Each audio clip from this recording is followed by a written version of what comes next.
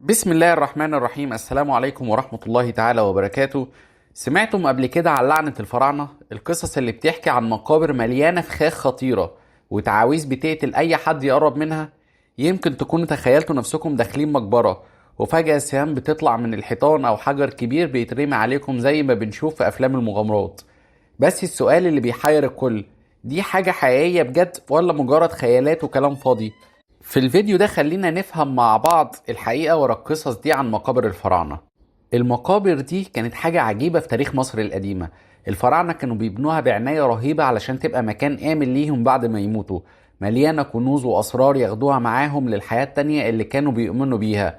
بس مع الوقت المقابر دي بقت محاطة بجو غامض وخوف، قصص على اللعنات بتصيب أي حد يفتحها، وفخاخ مستنية اللي يقرب. خلت الناس تسأل، المقابر دي فعلا مفخخة زي ما بيقولوا ولا كل دي إشاعات وتأليف؟ هنبدأ الرحلة بقصة لعنة الفراعنة اللي اشتهرت بعد ما اكتشفوا مقبرة توت عنخ آمون. هنتكلم بعد كده عن الفخاخ فيه بجد ولا لأ، ونشوف المخاطر الطبيعية اللي ممكن تكون موجودة جواها. هنحكي كمان عن التعاويذ اللي كانوا بيكتبوها وازاي كانوا بيحموا المقابر من اللصوص. وفي الآخر هنبص على النهب اللي حصل للمقابر دي علشان نعرف الحقيقة من الخيال. يلا بينا نبتدي الجولة دي مع بعض وخليكم معايا لحد النهاية. لعنة الفراعنة، القصة بدأت منين؟ القصة كلها بتبدأ مع اكتشاف مقبرة توت عنخ آمون سنة 1922 في وادي الملوك جنب الأقصر.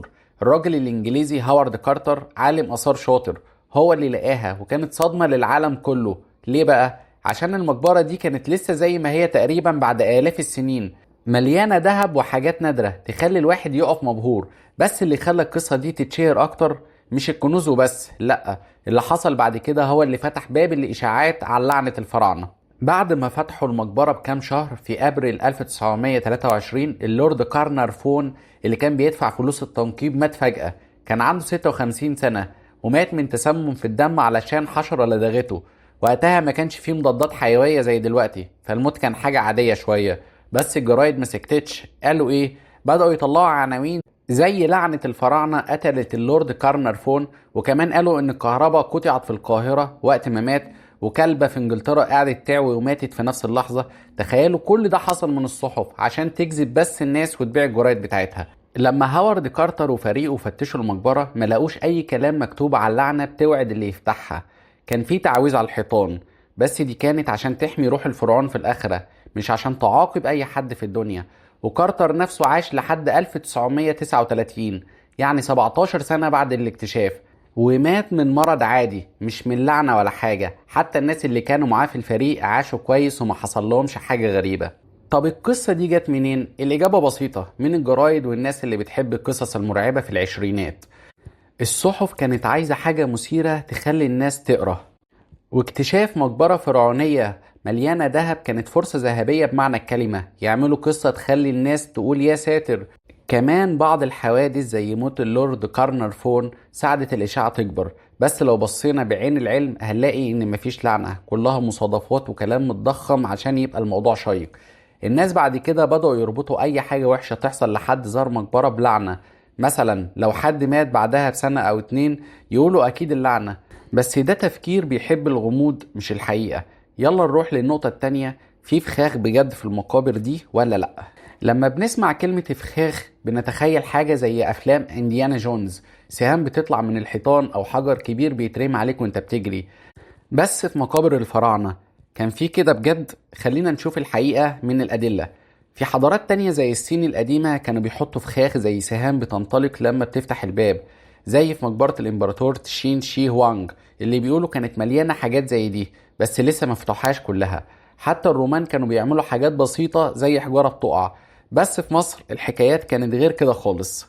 المصريين القدماء ما كانوش بيعتمدوا على الفخاخ الميكانيكية كتير، كان عندهم حاجات تانية زي أختام الطين، بيحطوا ختم على الباب بعلامات ملكية أو دينية بس ده كان بيتكسر بسهولة لو حد عايز يدخل. ممرات معقدة زي في وادي الملوك كانوا بيعملوا طرق زي المتاهة تخلي الوصول للمقبرة صعب جدا. حراس، كان في ناس بتراقب المقابر بس مش دايما كانوا بيبقوا موجودين أو يقدروا يمنعوا اللصوص.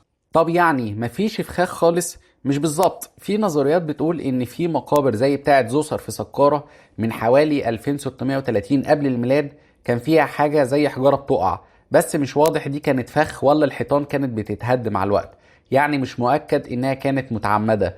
كمان في كلام عن سموم زي الزرنيخ او الزئبق، بيقولوا انهم كانوا بيحطوها عشان يسمموا اللصوص، بس مفيش دليل قوي بيثبت الكلام ده. لو كان في سم فعلا كان زمان الكنوز او الجثة اتاكلت، وده ما حصلش في مقابر زي توت عنخ امون. وكمان السم كان هيضر العمال اللي بنوا المقبرة اصلا، فالحكاية دي مش عملية ولا منطقية. الأدلة الأثرية بتقول إن الفخاخ الميكانيكية ما كانتش موجودة كتير في المقابر الملكية. الحماية كانت أكتر بالسرية والتعاويذ الدينية. مثلا مقبرة توت عنخ آمون كانت متدارية تحت مقبرة تانية، وده اللي خلاها تبقى زي ما هي، مش فخاخ ولا حاجة تانية. يعني الفخاخ دي أقرب للخيال منها للحقيقة. بس لو مفيش فخاخ، يبقى ليه الناس كانت بتخاف؟ خلينا نشوف المخاطر الطبيعية مع بعض. لو مفيش فخاخ متعمدة، يبقى ايه اللي كان بيخلي الناس تخاف من المقابر دي؟ في حاجات طبيعية كانت موجودة جواها وممكن تكون هي السبب في الإشاعات ديت. أول حاجة العفن والجراثيم. المقابر المقفولة آلاف السنين كان فيها فطريات وعفن، ولو استنشقتها تبقى ممكن تكون خطر عليك، خصوصا لو التهوية وحشة جدا.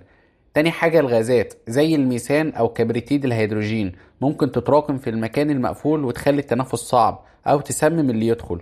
دي حاجات بتحصل لوحدها، مش فخاخ معمولة يعني. مثلا لما فتحوا مقبرة توت عنخ آمون، بعض الناس قالوا إنهم حسوا بدوخة أو تعب، وده ممكن يكون من الغازات دي أو العفن. مش معناها إن الفراعنة حطوها متعمدين، لا، دي طبيعة المكان بعد ما بقى مقفول كل السنين دي. في علماء بيقولوا إن الفطريات دي ممكن تكون سمية، وده يفسر ليه بعض الناس اتأثروا لما فتحوا مقابر قديمة. بس برضو دي حاجة طبيعية، مش لعنة ولا فخ. كمان الجو الراكد جوه المقابر كان بيخلي الواحد يحس انه مش قادر يتنفس كويس، وده ممكن يكون زاد من الخوف عند الناس زمان.